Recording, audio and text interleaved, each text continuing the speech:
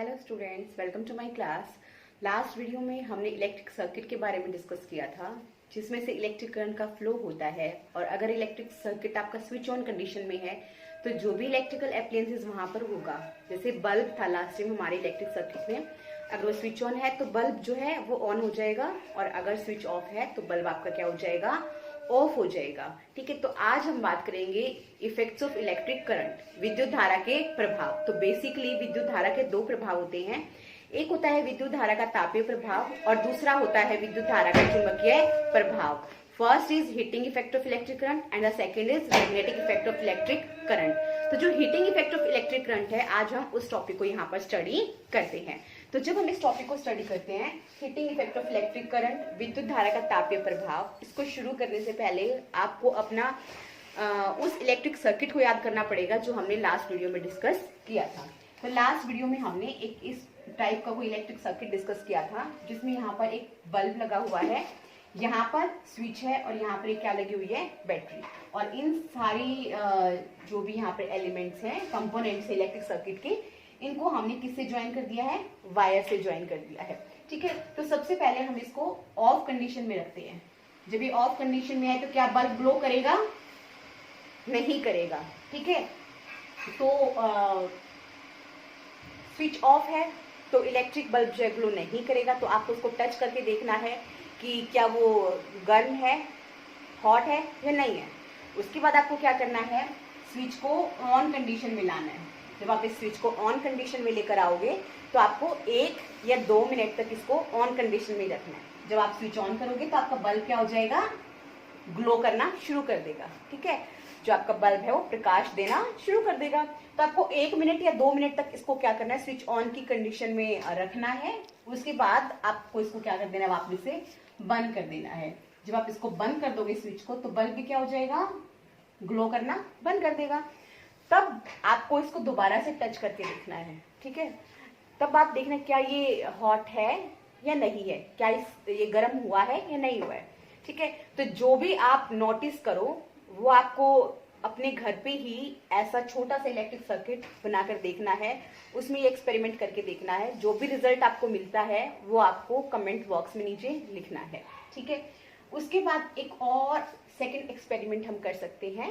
यहाँ पर हमने क्या किया, सेम सर्किट है, बस यहाँ पर इस बल्ब की जगह हमने क्या ले लिया, एक वायर।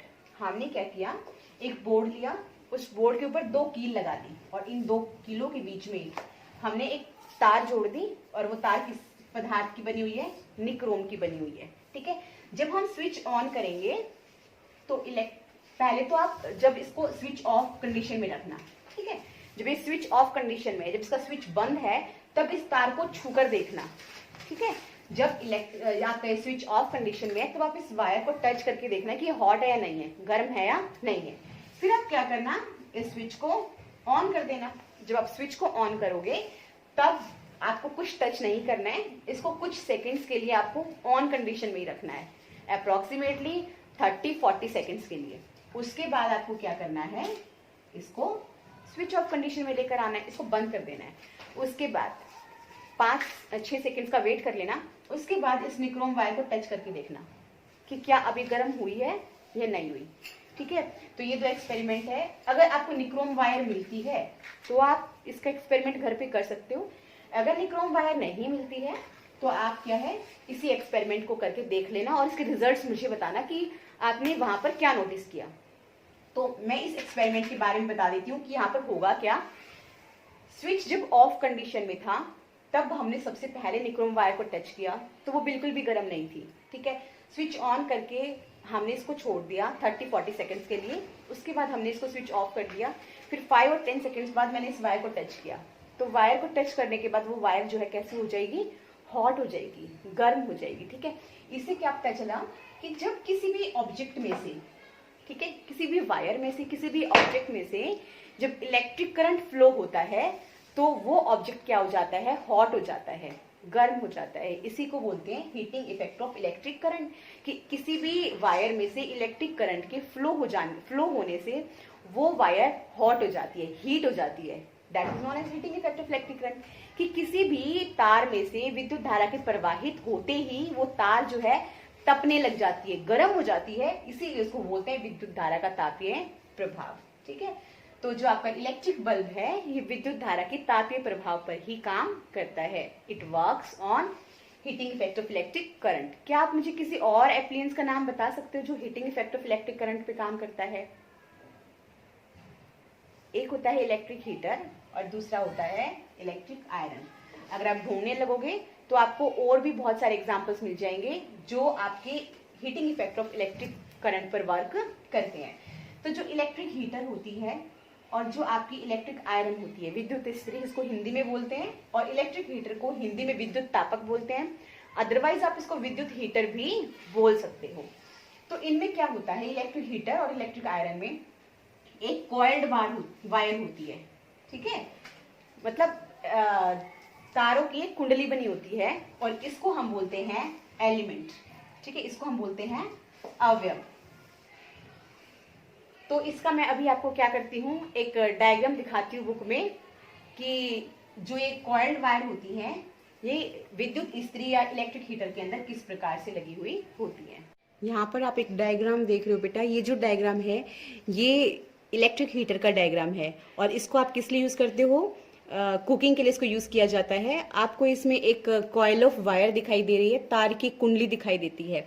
जब इसमें से इलेक्ट्रिक करंट फ्लो होता है तो ये रेड हॉट हो जाती है और उसके बाद हीट देना शुरू कर देती है। दैट मीन्स जब इसमें से विद्युत धारा का प्रवाह होता है तो विद्युत धारा के प्रवाह होने की वजह से ये जो तार की कुंडली है ये बिल्कुल गर्म हो जाती है और इतनी गर्म हो जाती है कि लाल रंग की दिखाई देना शुरू हो जाती है। और जब ये लाल रंग की हो जाती है तो ये हीट देना, ऊर्जा देना शुरू कर देती है और उसी ऊर्जा से हम क्या कर सकते हैं, अपने जो कुकिंग है वो इजीली कर सकते हैं। तो ये जो इलेक्ट्रिक हीटर है ये क्या शो करता है, it shows heating effect of electric current. ये विद्युत धारा के तापीय प्रभाव को शो करता है। अभी आपने इलेक्ट्रिक हीटर के हीटिंग इफेक्ट को स्टडी किया था। तो जो अब विद्युत इस्त्री होती है, जो इलेक्ट्रिक आयरन होती है, उसमें जब हम आयरन करते हैं कपड़ों को, तो जो नीचे वाली प्लेट होती है, ठीक है, उस प्लेट के ऊपर ऐसी कॉइल्ड वायर लगी हुई होती है। दैट मीन्स तार की कुंडली लगी होती है।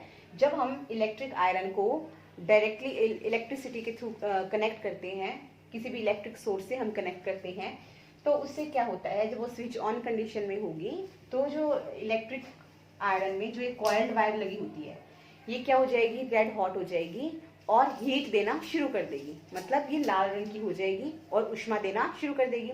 जब ये ऊष्मा देगी तो इस कॉइल्ड वायर के नीचे प्लेट लगी होती है, जिस प्लेट से कपड़ों को आयरन किया जाता है, तो वो जो प्लेट लगी होती है नीचे वो क्या हो जाएगी, वार्म हो जाएगी। और जब हम उसी से कपड़ों के ऊपर आयरन करेंगे तो जो वार्म प्लेट है वो क्या करेगी, जो भी क्रीजेस होती हैं, जो भी रिंकल्स होते हैं क्लॉथ्स में, वो उसको वहां से रिमूव कर देगी। तो जो आपकी इलेक्ट्रिक आयरन होती है, जो आपके इलेक्ट्रिक हीटर होते हैं, this all work on heating effect of electric current. ये सभी विद्युत धारा के तापीय प्रभाव पर काम करते हैं।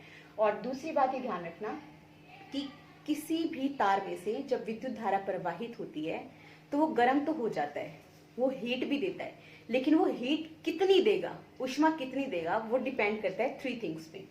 फर्स्ट है मटेरियल, कि जो वायर है वो किस सब्सटेंस की बनी हुई है। सेकंड डिपेंड करता है लेंथ, ठीक है, कि उसकी लेंथ कितनी है। अब जैसे अगर मैं इलेक्ट्रिक आयरन की बात करूं तो इसके अंदर एक कॉइल्ड वायर लगी होती है, ये कितनी हीट प्रोड्यूस करेगी, ये डिपेंड करेगा, ये जो कॉइल्ड वायर है इसकी लेंथ कितनी है, ठीक है। थर्ड डिपेंड करता है थिकनेस पे, मोटाई पे, कि वो जो वायर है वो कितनी मोटी है। तो इन 3 चीजों के ऊपर डिपेंड करता है कि किसी भी इलेक्ट्रिक वायर में से हीट जब फ्लो होती है तो वो कितनी किसी भी वायर में से जब इलेक्ट्रिक करंट फ्लो होता है तो वो कितनी हीट प्रोड्यूस करेगा, ये डिपेंड करता है इन 3 चीजों पे। What is the material, what is the length of that coiled wire and what is the thickness of that coiled wire. ठीक है, तो आज का हमारे टॉपिक यहीं पर खत्म होता है। इसी टॉपिक को हम आगे कंटिन्यू करेंगे नेक्स्ट वीडियो में। तब तक के लिए keep watching and thank you.